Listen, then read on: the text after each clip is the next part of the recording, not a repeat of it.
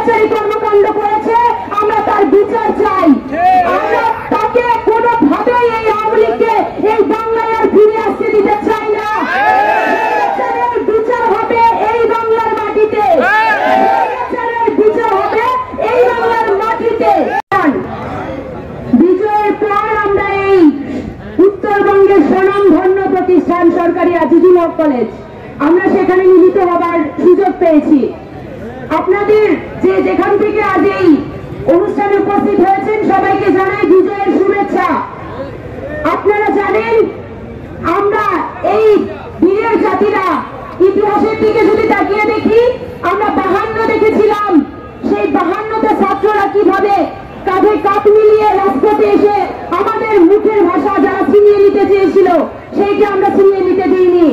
আপনারা 71 দেখেছেন, আপনারা 62 দেখেছেন, আপনারা 90 দেখেছেন। ঠিক একইভাবে আপনারা এই 2024-এরও সাথী হইলেন বন্ধুরা।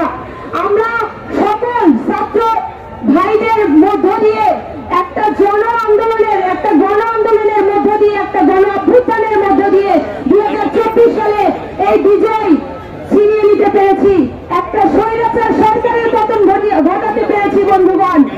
আমরা এই স্বৈরাচার সরকার গত 15 বছর ধরে যে স্বৈরাচারী কর্মকাণ্ড করেছে আমরা তার বিচার